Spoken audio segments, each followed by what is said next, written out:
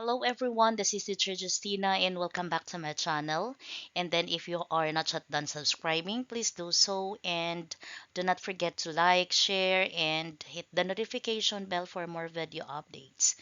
Our video for today will be about solving quadratic equation by completing the square. Okay, so before solving the roots of a quadratic equation by completing the square, let us now recall as to how to complete the two terms, which are the quadratic term and the linear term, to be a perfect square trinomial. So first thing to do is we need to prepare for the third term because when we say trinomial, there will be three terms, and so far we have already the quadratic term and the linear term. So we will need to have the last term. And how? So what shall we do is to get the numerical coefficient of our second term. That's it. We have to divide it by 2 always. And then the quotient of 4 divided by 2 will be 2. And then after getting the quotient, we have to square it always. Again, getting the numerical coefficient, divide it by 2. Then getting the quotient, after getting the quotient, we need to square it. Then, after which, the square will be now our third term. And for that, it is already a perfect square trinomial. Wherein, if it is already a perfect square trinomial, it is already can be written in a factored form, which is x plus 2 times x plus 2. And you know that x plus 2 times x plus 2 can be written into x plus 2 quantity square. And remember, this is said to be a square of a binomial. Again, um, the factors of a perfect square trinomial is the square of a binomial. So therefore, let us now proceed to example number 2. So given x squared minus 8x, it's only the quadratic term again in the linear term. So as we have known that we need to divide the second term, which is negative 8, but actually we are just only have the numerical, which is 8. So 8 will be divided by 2. As I've said, a 2 is always a divisor. And then the quotient will be 4. Squaring 4 will be 16. And that 16 will be our third term. And that is already a perfect square trinomial. So if it is a perfect square trinomial, then its factors are square root of the first term, which is x. And then the square root of our last term, which is a 4. And whatever the sign of our middle term is the one to be followed. And remember that x minus 4 times x minus 4 can be written in that way. Okay, let's proceed to number 3. So x squared plus 5x, okay, plus blank. So what is that third term? So the 5 is divided by 2. Okay, and so far 5 over 2, we cannot have uh, a whole number. It is still a fraction, so we just remain it as a fraction. So 5 halves. In squaring, 5 halves will be square of 5. The square of 5 will be 25, and the square of 2 will be 4. And what is the 25 over 4? So 25 over 4 is our last term. Thus, after that, we need to get its square of a binomial or the factored form, which is the square root of x squared. So the square root of x squared is x, whatever the sign in there. And then what is the square root of our last term? So the square root of 25 is 5, and the square root of 4 is 2. And then we simply have the factored form. Okay? And then remember that we are done completing the square. And what is that square? Perfect square trinomial. So again, let's proceed to number 4. So 7 divided by 2. Okay, again, it will be 7 halves. Square 7 halves will be 49 over 4. And that 49 over 4 is our third term. And our factored form is that x minus 7 halves quantity squared. Okay, so since you have familiarized already as to how to complete a perfect square trinomial, let us now start finding the roots or solving the roots of the following quadratic equation by completing the square. So let us now consider the different steps to find the roots. First thing is you have to leave the x squared and the bx term. So what are this? So when we say leaving the x squared and the bx, meaning we leave the quadratic term and the linear term on the left and transpose the constant on the right. So as you have seen in there, the x squared minus 10x are the x squared and the bx terms, and they are should be placed on the left, while the positive 16 will be transposed and then it will become negative 16. Step 2, we need to complete the trinomial to be a perfect square. So this is already from a trinomial, but we are not sure that they are a perfect square trinomial. So what shall we do? We need to complete them. So what are the different steps in completing? Okay, so we have to prepare for the third term, and then our middle term there or the linear term is 10. Then, as remember, we have to divide it always by 2. And then, we have to have the quotient, which is 5. Then, squaring the quotient will be 25. And remember, we are adding a 25 on the left. This time, this is already an equation. So, what we did on the left, do it on the right. So, we added a positive 25 on the left, we have to add also a positive 25 on the right. And then next, since we have already completed, this one is already a perfect square trinomial, thus its factors are getting the square root of our first term. Again, the factors of a perfect square trinomial is by getting the square root of the first term, getting the square root of the last term. The square root of 25 is 5. Whatever the sign of our linear term should be followed. And then we need to square them because a perfect square trinomial, its factors are square of a binomial. And this will be, okay, again, so this is already equals to 9. Where did we get the 9? The negative 16 plus 25 will gives us a positive 9. And we are not yet done. We need to get the value of x. Okay, so factor the perfect square trinomial on the left. So we are done factoring this. We are done with step 3. We have the x minus 5 squared.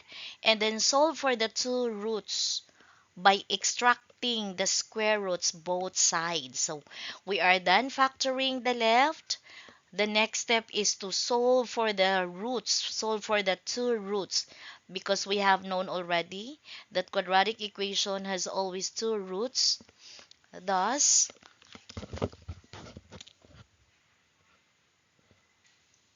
okay, so solving for the two roots by extracting the square roots both sides. So therefore, our uh, our terms on the left is x minus 5 to the power of 2. So we are getting the value of x, but how do we isolate their exponent? Okay, so it is being said that by extracting the square root. Okay, so the x minus 5 to the power of 2 is now being extracted to its square root. This one is a symbol for square root. And then uh, will be equals to 9. But the 9 also, as what I have said, whatever you did on the left, do it on the right. But since we are extracting the square root. As you remember, how to find the roots of a quadratic equation by extracting the square root, we need to remember that a radicand has always two roots. The principal root, the positive, and the other one is the negative root. So we have a double sign. By this way, we can now isolate the 2 there as an exponent of x minus 5. So our x minus 5, okay, how to isolate the 2 there? Remember, whatever the index, when we say index, this is understood square root, meaning the 2 there is our index. And if our radicand, this is our radicand. So this is an expression inside the radical sign. It's the radicand. So therefore, if our radicand has also same with our index, we simply isolated the exponent of our radicand. So that's it. Therefore, so since we already isolated the radical sign, the remaining now is x minus 5. And on the right, you know that 9 is a perfect square. Then therefore, we have already isolated the radical sign because the square root of 9 is positive 3 and negative 3. But this time, we are expecting to have two roots. So how? So the x minus 5 are the terms on the left. So we will be getting the value of x. So what shall we do with the negative 5? So the negative 5 will be transposed. Okay? So therefore, since we have a double sign, we need to get the first root. So the first root says that we will be using the positive 3 first. So that's it, the positive 3.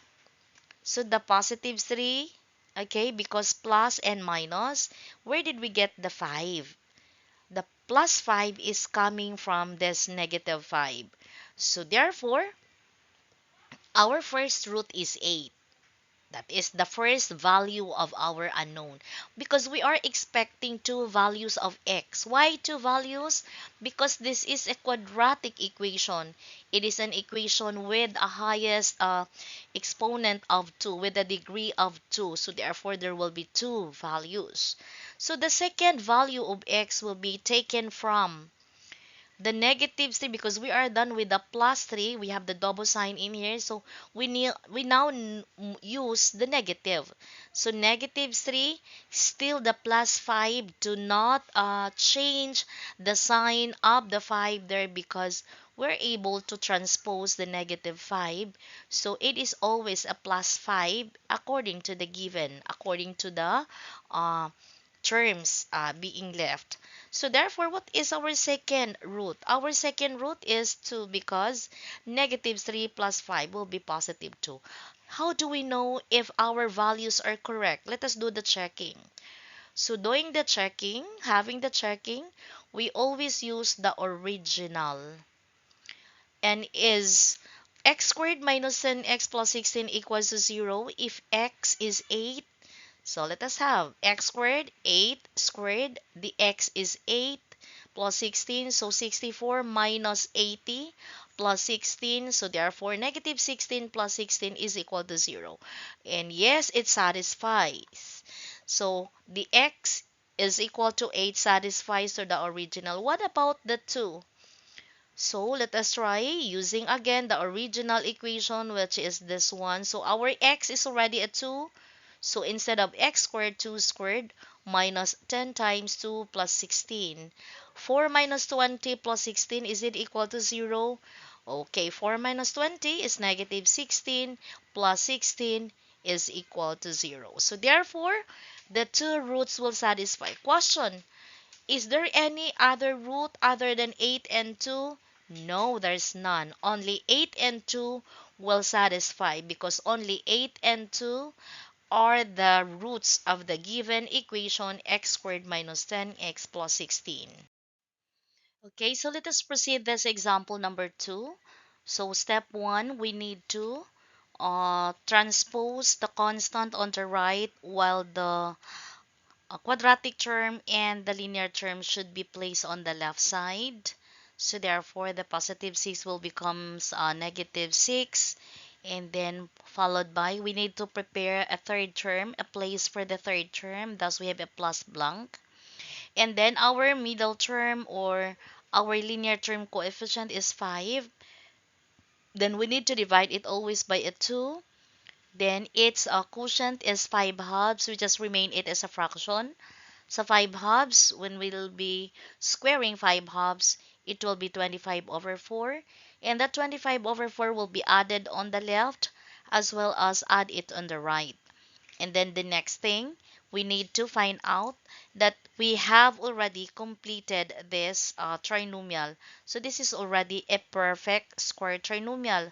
So its factors are the square root of x squared is x, and then the square root of 25 over 4 is 5 halves, and then whatever the sign of the linear term will be followed, and therefore what should be on the right? So what should be on the right is negative 24 over 4. Where did we get the negative 24 over 4? Remember that negative 24 over 4 is just equivalent to negative 6. Okay, it's a shortcut method. 4 times negative 6 will be negative 24, and we have to divide it by 4. So instead of looking for the LCD, we just simply multiply the negative 6 and the 4, then we have to have it and then divide it by 4. So 24 divided by 4 is just the same thing as 6. So there is a negative there, so therefore it's negative 24 over 4. And then what is the next thing to do? We need to extract the square root both sides because we need to isolate the power of 2 there because we will be getting the x. So we have it. So negative 24 over 4 plus 25 over 4, we have 1/4. And there should be a double sign in there. And then, so we are now isolating the radical sign and then the exponent of 2. So the remaining there is the x plus 5 halves, which is equal to the square root of 1/4. You know, the square root of 1 is 1, and then the square root of 4 is 2. So no more radical sign because we already extracted it. So this time we will now getting the value of our x. So remember that our x, there will be two values of our unknown, and that is coming from using the plus and then using the minus. Remember, the negative 5 halves is coming from positive 5 halves from the left side. So what is our first term? What is our first value of x? So the 1/2, the positive 1/2 is to be used first, 1/2, and then minus the 5 halves. And then our second is we are done using the plus. We are now to use the negative. So the negative 1/2 still minus 5 halves. So our first value of x, we have 1 minus 5. We have a negative 4. And then over 2, copy the common denominator. So our first value is negative 2. And our second value is, remember that this is a negative 1 and this is a negative 5. So therefore negative 6 over 2, we have a negative 3. And for the checking, that's it. So are they equal? Okay, so our left side, which is negative 6 plus 6 is equal to 0, and as well as this. So therefore, the roots are only negative 3 and negative 2. Okay, so let us proceed example number 3. So given 2x squared minus 4x minus 6. But I just want you to try see to our quadratic term. Remember that we can only complete a trinomial to be a perfect square if and only if our quadratic term has a positive 1 as the numerical coefficient. But this time, this is other than positive 1. So what shall we do? So therefore, since our quadratic term has a 2, therefore, we need to divide all terms by that um, numerical coefficient of the quadratic term. So we are going to divide all three terms by a 2. Why 2? Because our quadratic term has a 2 as our numerical coefficient. So therefore, let us now proceed. 2x squared divided by 2, so will give us, this is already, this can be cancelled. So we have x squared, and then 4 divided by 2, we have 2x. And then we're able to transpose already the 6 from negative 6. It is now a 6 positive. We still have to divide it by 2. So therefore, we have x squared minus 2x equals 3. And this time, we are now ready to complete this trinomial to be a perfect square. So, what shall we do? As we used to, we have to have the quadratic term and the linear term on the left. We have to prepare a place for our third term. And then how to complete the trinomial is simply this one, a 2 divided by 2 will gives us a 1, then square a 1. So it is 1. So therefore, we added a 1 in here. We also add a 1 in there.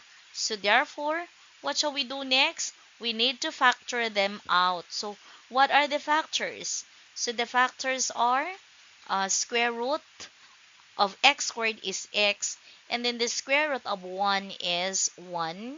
Follow the sign of the linear term, which is minus, then is equal to 3 plus 1, which is a 4. Remember, the next move, we need to extract the square root both sides. So therefore, x minus 1 to the power of 2, okay, is now being extracted to its square root.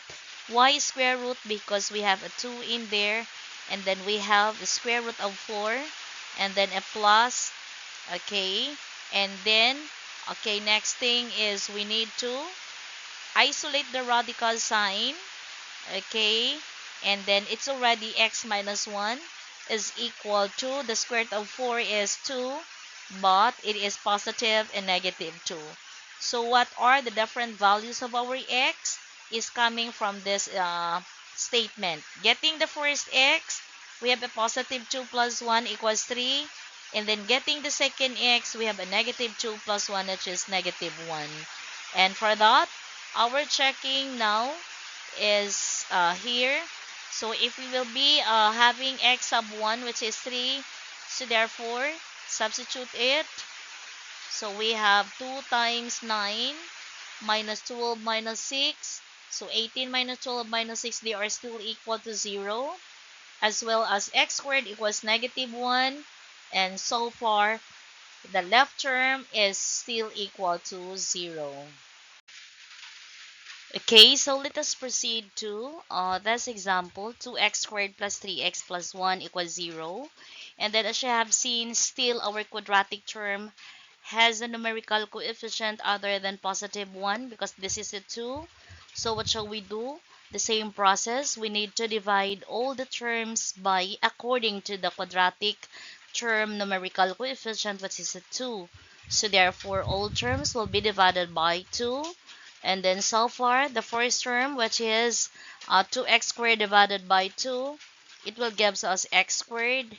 And then 3 over 2. So since 3 over 2 is not exactly a whole number, we just leave it as our um, linear term coefficient. And we have a negative 1/2 on the right side. So as to complete the trinomial to be a perfect square, remember that this is our numerical coefficient of our linear term, and the linear term should be always divided by 2. So divided by 2, 3 halves divided by 2. Okay, that will be 3 halves divided by 2. And then this time, I'm sure we need to remember that our numerator itself is a fraction and our denominator is 2. So what shall we do? Okay, I think you remember the division of fraction, that we will be copying the numerator as is, then reciprocating the denominator. So 3 halves over 2 can be also written as 3 halves times the reciprocal of our denominator, which is 1/2. So therefore, our quotient will be, this is already our quotient, 3/4. So 3 times 1 is 3 and 2 times 2 is 4. And then as we used to, our quotient will be divided by a 2 or I'm sorry, we will be squaring it. Okay, thus the square of 3/4 will be 9 over 16. And what shall we do with the 9 over 16? We will be adding it on the left side and adding it on the right side. And then for the next step, okay, we know that this is already a perfect square trinomial in which the square root of x squared is x. The square root of 9 over 16 is 3 halves. That one. I'm sorry, not 3 halves, but this is already 3/4, our quotient. Okay, and this is the square root of 9 over 16. So 3/4, so x plus 3/4 squared is equal to, uh, where did we get the negative 8 plus 9? We have this one. The 2 and 16 are different denominators, thus we need to get the LCD.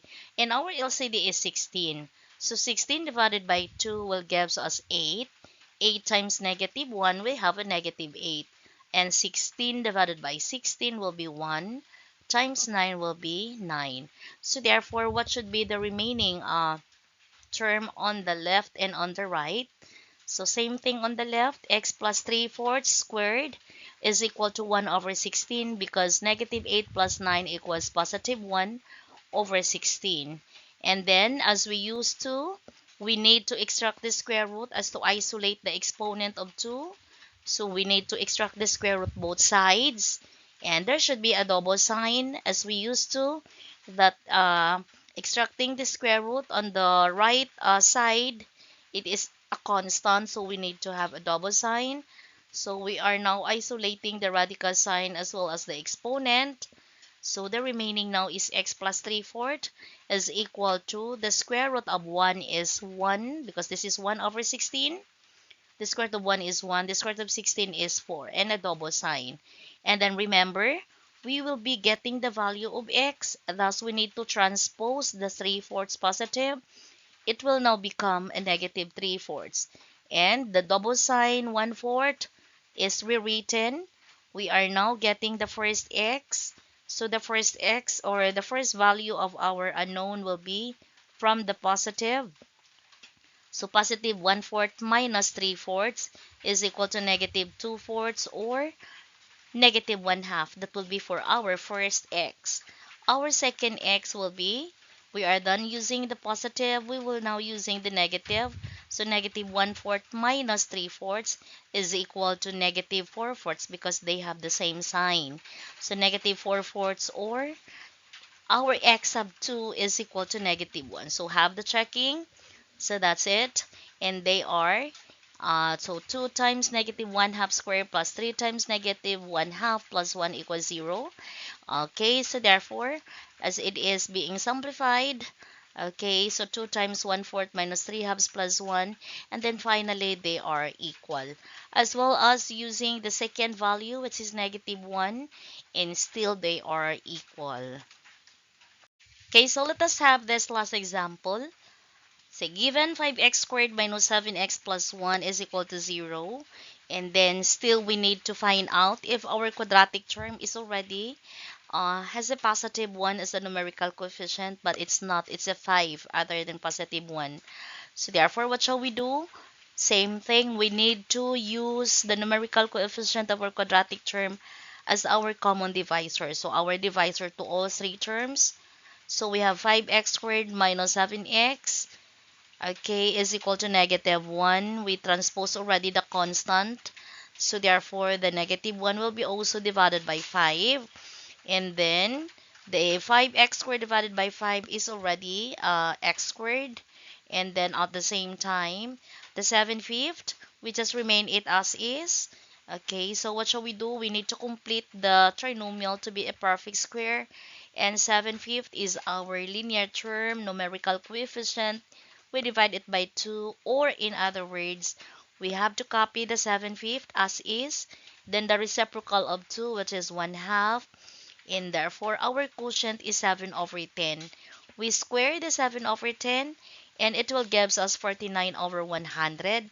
And that 49 over 100 will be added to the quadratic and linear term on the left and to be added on the constant on the right. So that's it. And so far, this one is already, this is already our, this is already a perfect square trinomial. So its factors are, okay, that will be x minus 7 over 10. Square root of x squared is x. The square root of 49 is 7, and well, as well as 100, it's at 10. So therefore, this is already x minus 7 over 10 squared is or are the factors of the given trinomial, which is a perfect square. And on the right side, we have 100 as our LCD because 5 and 100 are not similar. So we need to get the LCD. 100 is our LCD. So 100 divided by 5 will gives us 20 times negative 1, so negative 20. 100 divided by itself will be 1 times 49. We have 49. And for that, we have to extract the square root both sides. We have the 20, negative 20 plus 49. We have 29 over 100, and we need to extract the square root both sides, and that's it, a double sign. Okay, so to isolate the radical sign, so this will be the next. We have x minus 7 over 10 already is equal to, so far I'm sure you have known that 29 is not a perfect square, only 100. So the square root of 29 over 100 could be written in this way. Square root of 29 over square root of 100. So the square root of 29 is not a perfect square. The 29 is not a perfect square. So we just leave it as is. So it's just a radical expression. But the square root of 100 is 10. So the radical sign is already isolated. So therefore, this is already the remaining term on the right. So it's square root of 29 over 10. Then we need to transpose the negative 7 over 10. So that will be x is equal to square root of 29 over 10 plus 7 over 10, because we have transposed the negative 7 over 10 and the double sign in there. So therefore, what is our first x? So our first x will be that one, square root of 29 over 10 plus 7 over 10. And our second is using the negative sign, negative square root of 29 over 10 plus 7 over 10. And then is this still possible to be checked? Okay, are they the two roots? Remember guys that the roots are not always a whole number, a simple fraction. It may be sometimes an irrational number. So when we say irrational, like the square root of 29, the square root of 29 is irrational. Something that is a non-terminating and non-repeating. So that is an irrational. So square root of 29. So therefore, let us do the checking. Even we have this kind of roots. Okay, we need not to expect always. So I am just using the first root, the x of 1. Okay, so as you have seen, okay, as I have substituted the x of 1, which is square root of 29 over 10 plus 7 over 10. So this is, okay, so the x is this 1 to the power of 2. And then 7x, this is already the x. And then a plus 1, our original equation, so equals 0. And then remember, this is a square of a binomial. So what was the process? How do we expand this one? So square root of 29, the first square the first term.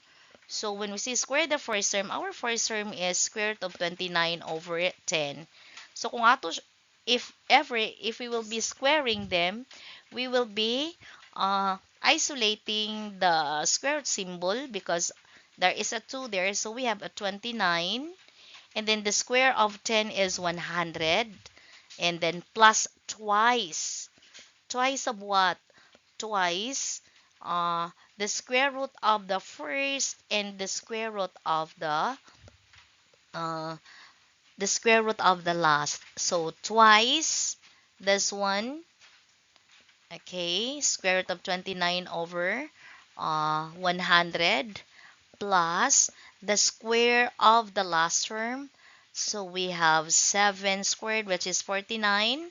This one, and square of 10 is 100. Minus, we distribute this.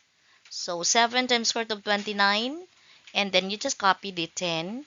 And negative 7 times positive 7 over 10 will become negative 49 over 10, and then plus 1 equals 0.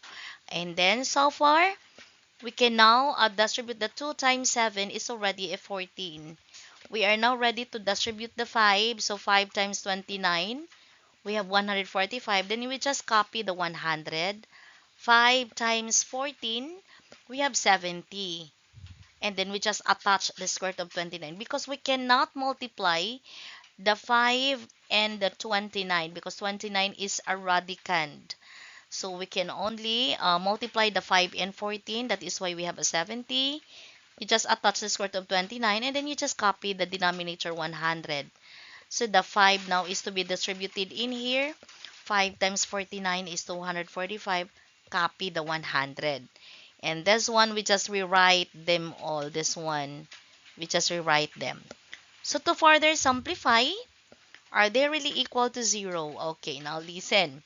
The 145, this one, and the 245, they have the same denominator. So since they have the same denominator, we can combine the 145 and the 245. And it will give us 390 over 100. Okay. And so far, what about this one and this one? Okay. Remember, that's the 70 over 100. This could be divided by 10. So 70 divided by 10 will be a 7.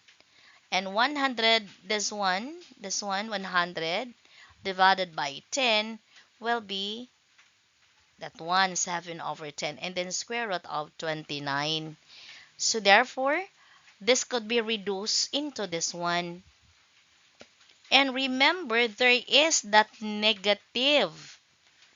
So they are now similar already, this one. The positive 7 square root of 29 over 10 and the minus 7 square root of 29 over 10 will gives us a 0 already. Okay. And then minus this one, minus 49 over 10. And then a plus 1. Okay, so to proceed, our LCD is 100 because we are now adding 390 over 100 minus 49 over 10 plus 1. So our LCD is 100. 100 divided by 100 is 1 times 390, 390. 100 divided by 10 is 10 times 49, we have 490. And 100, this is understood, there is a 1 there. So 100 divided by 100 is 100 times 1. That is why there is a 100. So to further simplify, 390 minus 490, it will gives us negative 100. There is a 100 positive there, so we just rewrite the positive 100. And what is negative 100 plus positive 100? So it will gives us a 0. And then copy the 100. So 0 divided by any number, the answer is 0. So therefore, 0 equals 0. Well, anyway, if your teacher will ask you to check, then that is the time you will be going to check using the two roots or only the first root. But if your teacher will only ask you to get the values of x only, the two values of x, then you just up to there, up to getting the roots. Okay, guys, I hope you learned something. It's quite long because I am giving examples from easier to difficult. Okay, so I hope you learned something, although this is quite something quite tedious, but this is the nature of finding the roots of a quadratic equation. So because there are times that the roots are not that that whole number, sometimes irrational. Okay, I hope you learned something from my video today. This has been Teacher Justina, and Thank you for watching. I hope you will not forget to subscribe if you are not yet done. And do not forget to like, share, and hit the notification bell for more updates. Thank you for watching, and that in all things, God may be glorified. Goodbye, everyone.